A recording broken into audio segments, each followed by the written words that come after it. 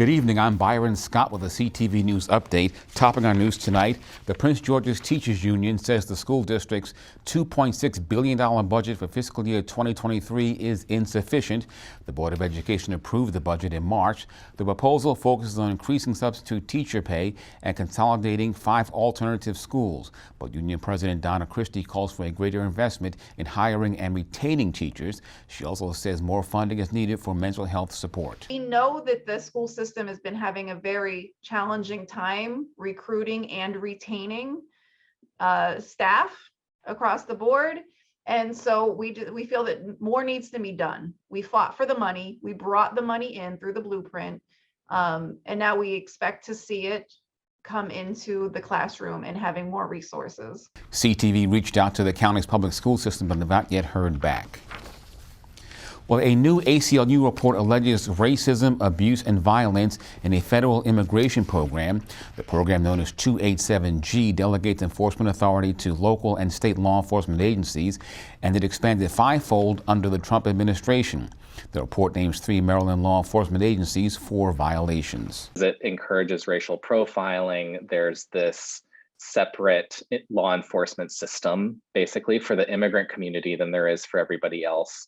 Specific targeting of Latinx communities, and basically it makes the immigrant community fearful of the police and feel as though they can't trust the police to work in their best interest.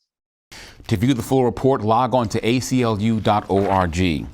And in an effort to combat crime on metro trains and buses, the transit agency unveils a new plan to tackle this growing problem. During a board meeting today, Metro officials announced a 3-step community-based plan, which will include education, outreach, and enforcement. While MATA says it will launch new QR codes throughout stations on trains and buses, customers will then be able to scan the QR codes and add MTPD's number to their phone.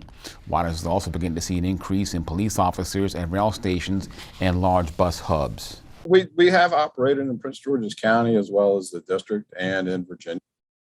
And it's really driven by, like I said, the crime statistics, complaints, and, intelligence that we may gather. And it's not like we're going to stay at that particular station, forever. Once we've abated that crime problem, got that community stakeholder input, and where we see, we've mitigated it, then obviously, because, we have a finite number of resources. The agency will also launch an anti-harassment public awareness campaign that begins in May.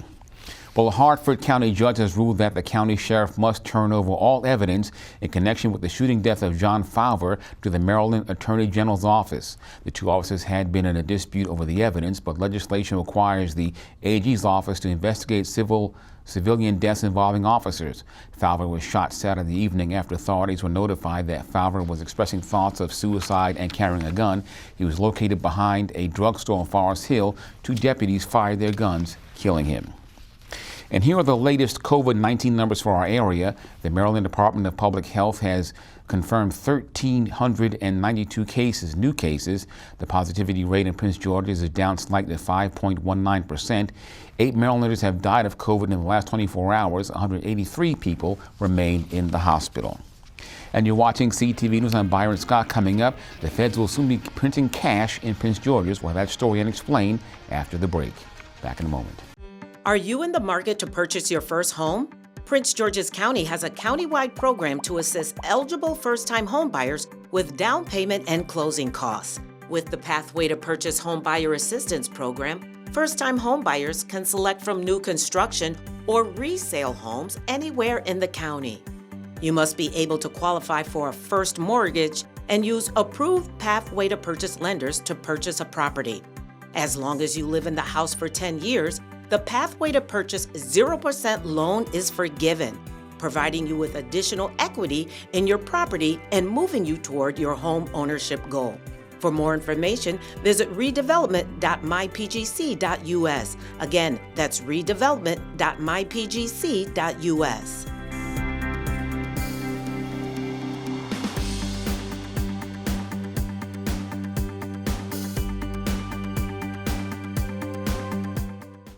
You're not too cool for me. And in return, I reciprocate that sentiment. I'll never be too cool for you. I was a man with a plan, but now I'm a dad with a decree, and you can't take that from me. Please let it be noted that I told my job they can dock my pay. Right now it's just too important to take you to school every day. I want to be legendary for you. I want you to puff out your chest when you go to school, the same way I do. I walk taller because of you, because I found everything to live for. Thanks for staying with us. Prince George's gets a huge federal investment. The U.S. Department of Treasury has chosen Beltsville to house its new Bureau of Printing and Engraving.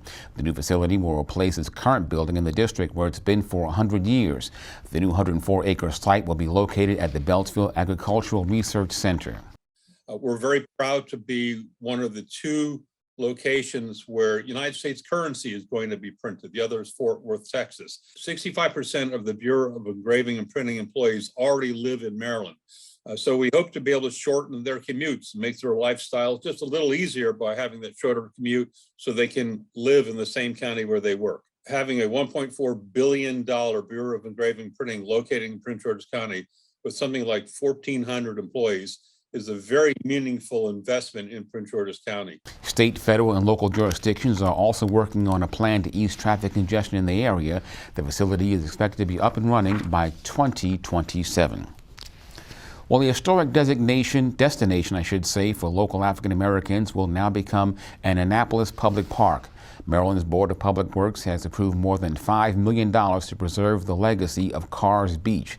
As you can hear in this iconic 1966 radio ad, the black community enjoyed concerts and recreational activities during a time when beaches were often segregated. Carr's Beach in Annapolis. This season will be jam-packed with the greatest stars of the musical field. Just listen to a few of the greats that will be hitting your way. May the 29th is Tammy Terrell. May the 30th, James Brown. June the 12th, Wilson Pickett. The 5-acre property is mostly wooded and also contains a sandy beach, as well as direct access to the Chesapeake Bay.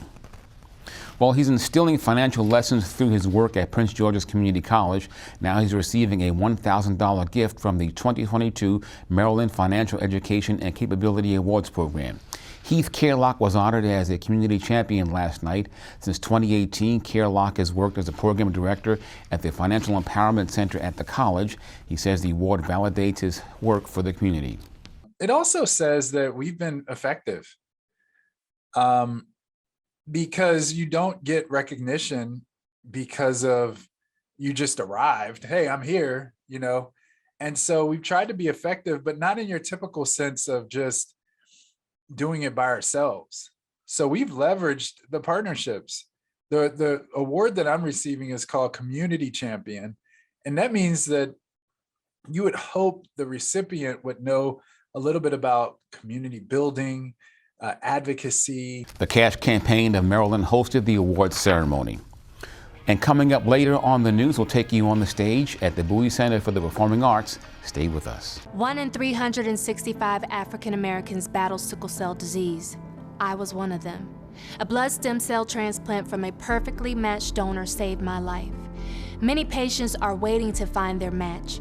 They need more Black donors to join the Be the Match registry. Learn more about becoming a donor and access free patient resources by visiting endsicklecell.org today. You or someone you know could be the cure. My Shiro doesn't always wear a cape, but she always has time for a hug, a smile, for going the extra mile. My Shiro stretches every dollar, puts in long hours, puts others first. But now it's your time, Mom.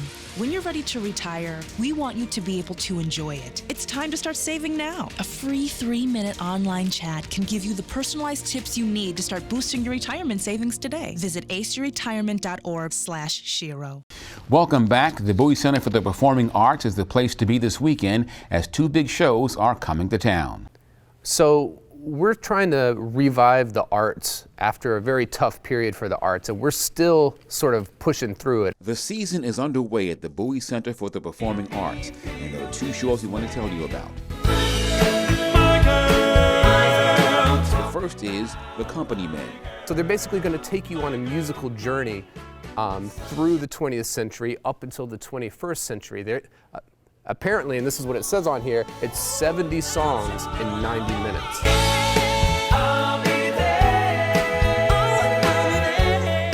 features artists from The Voice and American Idol. The company is called 4 Times Entertainment. They're out of California, and they're bringing Broadway over here to Bowie. The second show we want to tell you about is called The Soul of Broadway. The Soul of Broadway is starring Teron Brooks, who was in The Lion King on Broadway. He played Eddie Kendricks in the Temptation movie. He's a very high-profile artist, and we're very lucky and very proud that he's going to be coming across our stage here. Mr. Teron Brooks is going to perform something from the musical Annie. Now, he's never going to play Annie, the little redhead girl, but he's going to do his soulful rendition of that song. So it's kind of taken a twist on a lot of these Broadway songs that are popular, have been popularized in the canon of great American musical theater. Dwyer says the Bowie Center for the Performing Arts is a rental facility, meaning people typically rent the space for shows. But now, he says, the center invested its own money to bring in The Company Men and The Soul of Broadway, and there's much more. We're also producing our own work, and we have our own children's theater series coming up in August of this year, which we're very excited about. Dwyer says he's confident the 2 shows will fill all the seats in the theater. The Company Men is set for tomorrow night at 7:30. The Soul of Broadway is set for Saturday at 7:30. So we've just gotten back into the swing of things, and we feel that the community is starting to feel comfortable going out and moving out. We want to be that destination for people to go out. In Bowie, Byron Scott, CTV News. For information on tickets and other future shows, go to bowiecenter.org. On to sports. The NFL draft kicks off tonight, and over the next 3 days, college athletes will hear their names called for a dream come true, a chance to play in the NFL. 2 of the last season's top defensive players from the University of Maryland are hoping they caught the eye of NFL scouts at last month's pro day at the team's practice facility. Defensive linemen Lotez Rogers and Sam Okuwanu finished as 2 of the Terps' top defensive players last season. Rogers, who played high school ball at Eleanor Roosevelt, graduated in December. Okuwanu, who came to America from Liberia at the age of 12, didn't stop playing football until he was a junior in high school, making his way to College Park after playing 2 years at the community college level. I started playing football 4 years ago. It's something I'm passionate about. It's my love. Football helped me focus my mind, really helped me prone onto what I want to do in the future. So it means a lot, man. It's a childhood dream. It'll be a childhood dream come through. Played a lot of games here at Maryland. Started a lot of games here at Maryland. Went against some of the best competition, people in the NFL right now in the Big Ten. So being able to do that 4 or 5 years, I feel like it gave me a head start. It gave me definitely a head start against the competition because I know I am able to compete with the best. For both of them, Sam as well as Lotez, I think they both bring a lot of versatility to a defense. Both of them have the ability to be edge players. Both of them have the ability to be outside linebackers in a 3-4 scheme. They all both have the ability to be defensive ends in a 4-down scheme. That really makes them remarkable and really intriguing to some of the teams at the next level. I feel like I don't just play for myself, I play for the people around me. I take into account the people that's on the team, so it's like it's an accountability system. We don't let each other down. I feel like I'm gonna help bring that attitude to the NFL to help whatever team I go to get more wins. I can play inside and outside. My pursuit of the game, my passion of the game is different, you know. I'm very physical at the point of attack, so, you know, very dominant player, so I can bring that to the NFL team. What helped me out a lot, like I said, was being versatile here, playing, you know, multiple different positions here at Maryland, so I knew a lot of our scheme. I knew, like, what everybody was doing in the front 7 and in the back, too, so, you know, that helped me out a lot in my NFL meetings. And the draft for the NFL kicks off tonight at 8 o'clock. On now to our weather forecast. Tonight, clear with lows near 38 degrees. Tomorrow, sunny with highs around 66. Saturday, mostly sunny with highs again in the 60s. And on Sunday, a chance of showers. High temps that day, just 68 degrees. And that's our news for tonight. I'm Byron Scott. We'll see you tomorrow. Good night.